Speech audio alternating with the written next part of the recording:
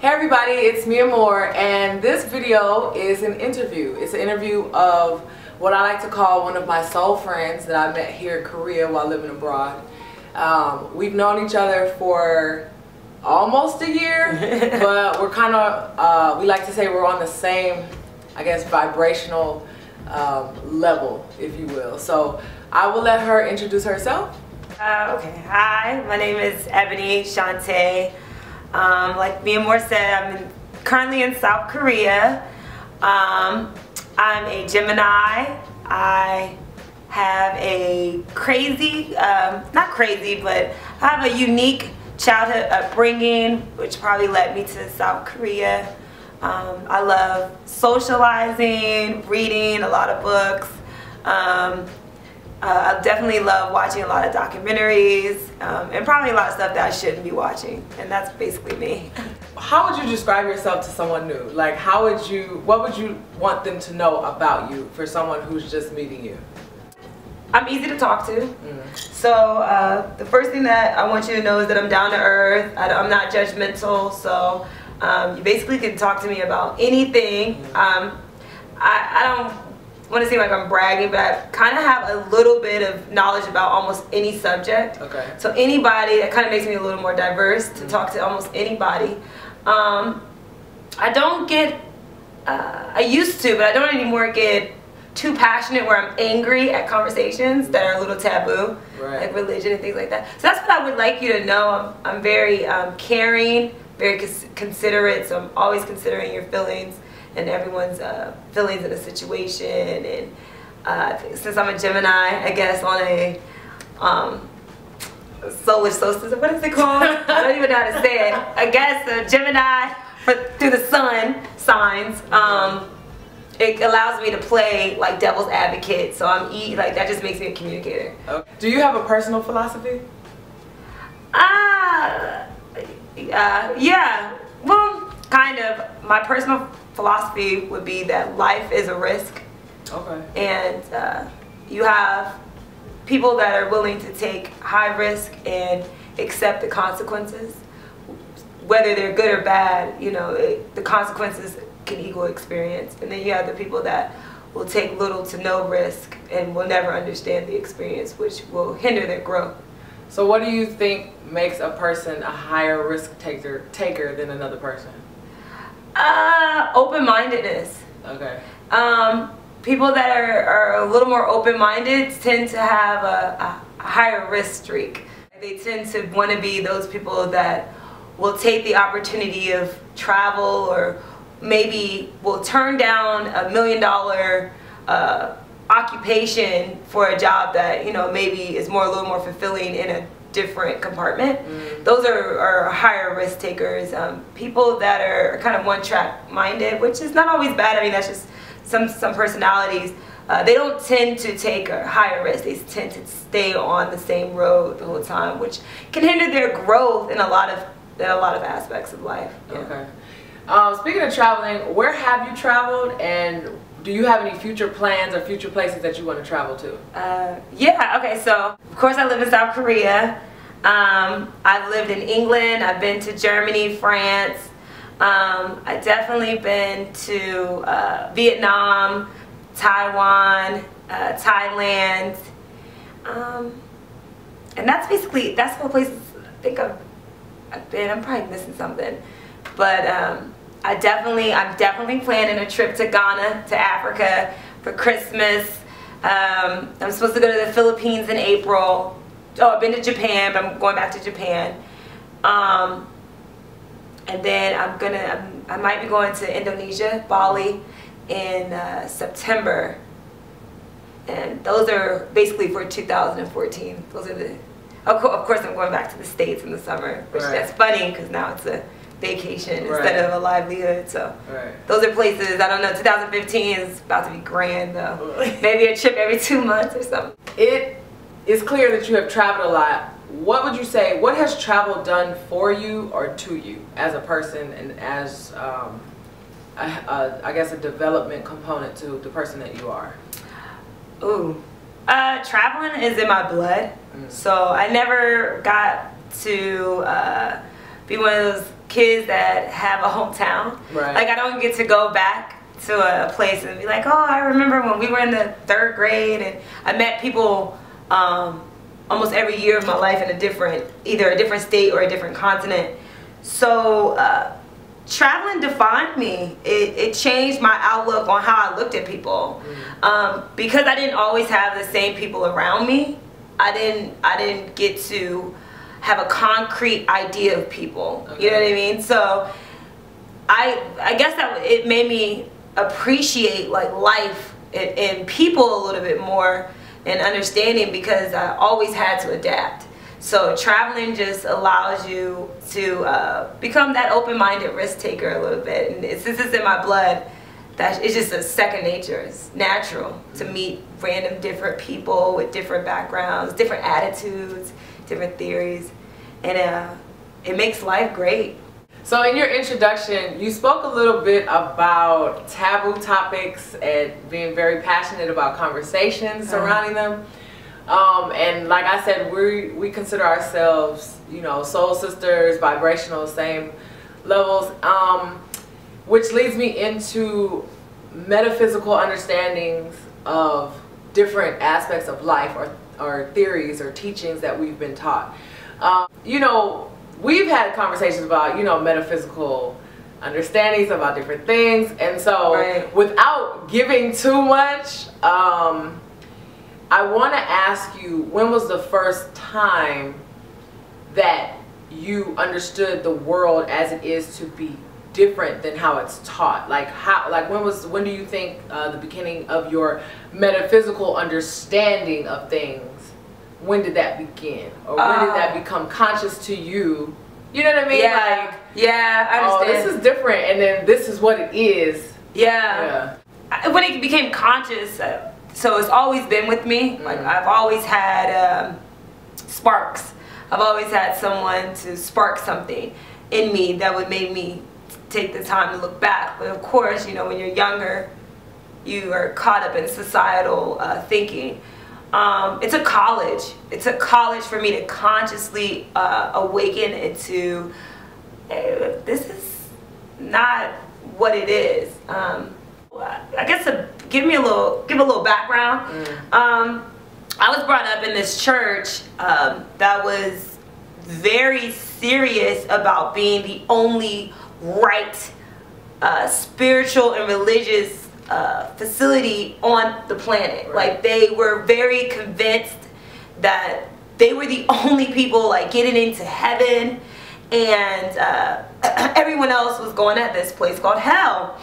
And so when I was younger, I mean, of course that's a fear tactic, but we always knew, like, first of all, the people that went to this church, y'all not 100% correct. So saw the things that they were doing on a worldly sense, and then you saw what they were preaching to you, and it didn't make sense. Like, but you're doing this, but you're saying that you small percentage of people, y'all are the only people that will be judged in order to get into heaven. So not only will y'all only be judged, but only a little bit of y'all will get in, right? And all these billions of people on the planet are just so wrong.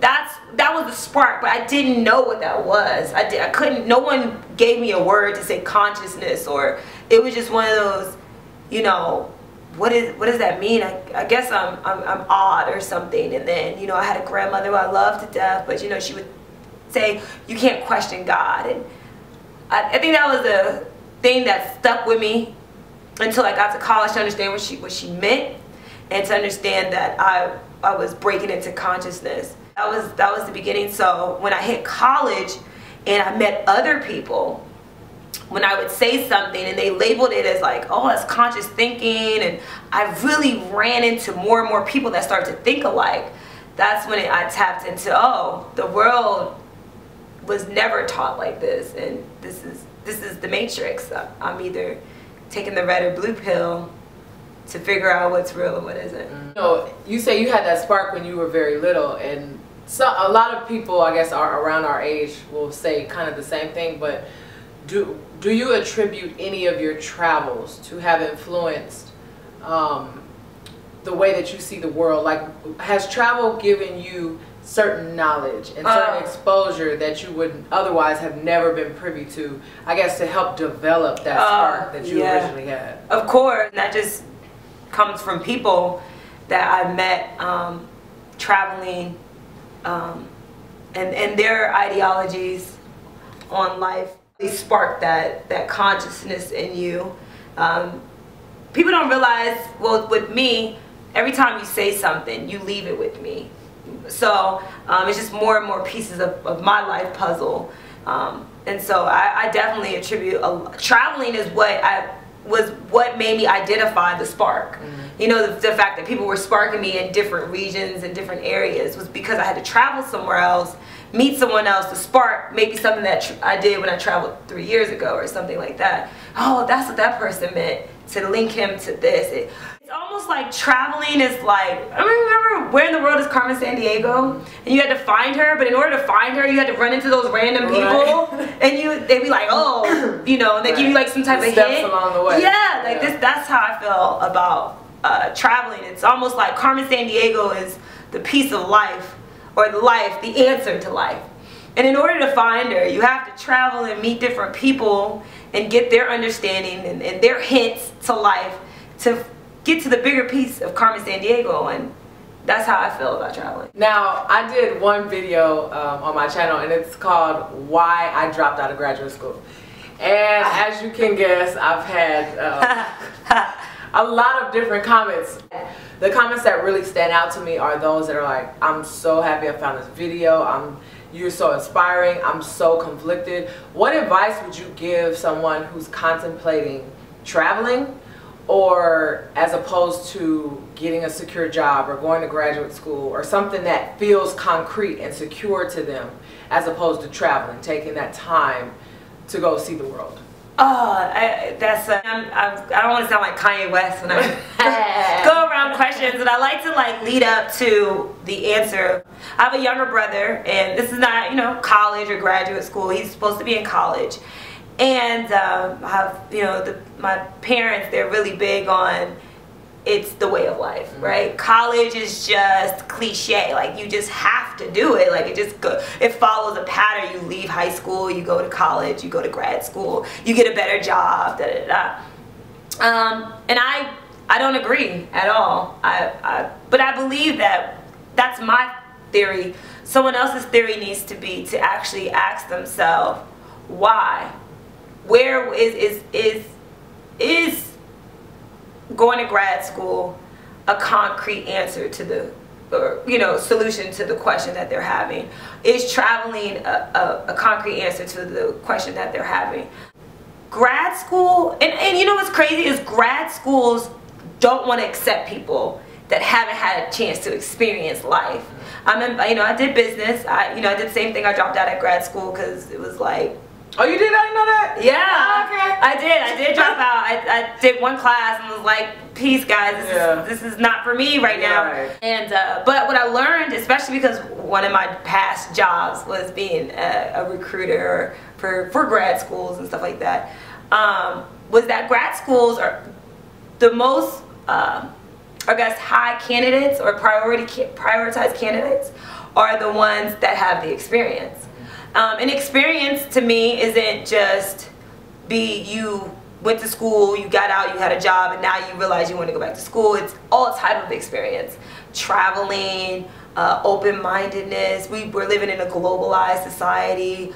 You not traveling is not going to help your potential in getting that, you know, six-figure job, because that six-figure job might land you in India, might land you in Abu Dhabi or Dubai or something. And if you have never experienced other cultures, it can be a very, very big culture shock.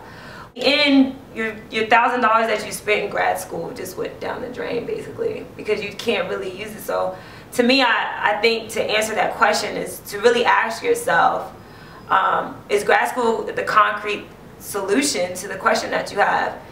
And we do this, you know, the little cliche sentence, what do they say? It'll be there. You know, it's not going anywhere. My mom always say that Atlanta's not going anywhere, Miami's not going anywhere. Right. But your opportunity to travel might. I made one big mistake while in school. I had the opportunity to go to either China, Egypt, India, or Russia to learn their culture and their language. And my professor at the time was an Indian lady, and she was getting married in India. She wanted me to come to India, not only to learn the language and the culture, but to experience the culture, to experience a real Indian wedding. And I allowed job security tell me no, no. And I never got, no one's ever asked me to be in an Indian wedding since. So I missed that opportunity, so it wasn't there. And I listened to my mother, which, Mom, I love you and everything, but this was one thing that I really wish I didn't listen, because I missed it. And that opportunity is not there. It's not there, and it's not there again. And if you're in that position where you're, especially if you don't have any obligations, a husband, a wife, kids, and all you're doing is going to grad school, why take that chance? School's going to be there. I mean, school's going to be there. Life has more lessons than a 2-year, 4-year, 8-year degree will ever give you. So I would definitely go travel, but answer your question. So what are your future plans? Like, where do you want to go next? Are you, have you chosen to lead an expat life? Are you moving back to the States ever? Are you hopping around the world? Like, what are you doing? Man, so my next goal was actually, and I'm really one of those people that get too excited about things, and I kind of go, irrational. I want to go to Abu Dhabi, but I'm like, okay, I want to work there. So that became a goal, and then I know that I have no interest right now in going back to the United States to live, and it's just one of those things that once you leave the United States and you see what other countries have to offer, even if it's not the best of living situations, even, you might not have a big apartment or house and living like you would if you were a multimillionaire in the United States, but they give you something else, like a peace of mind. And so planning on living overseas for the next couple of years, and then deciding then if I'm going to go back to the States. Okay. My next place is currently now Abu Dhabi came on the target. Okay. It's my target, but if I can't get there, I'm definitely looking at places like Italy, and Spain. Right now. Spain has no jobs. I know, but I'm not planning to work. Okay. I'm planning to hopefully have money once I leave Korea. Right. Fingers crossed, and I can just live. I think that's what everybody really wants to do in life, is just live. Get out of the matrix, which is kind of difficult. Okay, so not religious specific, because we haven't spoken about that really, but if you could ask, regardless of your religious beliefs, if you could ask the creator or that force or whatever, if you call it God or Allah, if you could ask the creator one thing, what would it be? Oh, wow. Ooh, that is a good question. How many questions? Like, you want to find that one question that will answer all questions? I guess it would be, why did he make alligators? No, I'm just playing. What are you getting at? It would be how to live the most fulfilling life. Okay. So you would ask for advice. Okay. Yeah, I feel like why, when, where, how. I don't think consciously right now our mind's not developed enough, or we don't use enough of our brain to be able to understand the question that we just asked. So if he gave you the answer to that, it would be like, huh? Yeah, like, what do you mean? Well, then so it's more like, okay, well, while I'm in a physical form, how do I live the best? How do I get the most out of life? Like, what do I do? It's an advice thing. Is there any way that viewers can reach you? What ventures do you have going on? Do you have anything going on? Or, how can they reach you? Okay, so I have a website called Ebony Beauty. It's www.ebonybeautysk.com, and it's a natural hair care site. I sell natural hair care products over here in South Korea. So if you're interested, you can always go on there and buy anything. It's really for Korea, or if you're living as an expat and you can't get the goods from the States. Or you can just reach me at ebonybeautysk@gmail.com for any questions. If you wanted to ask me more questions, or if you want to tell me something, I'm always up for information. I'm always up for good books. If you guys have, off this interview, if you are like, she needs to read, I love that. I'm so serious. I buy the books like within the time, like 24 hours of you telling me.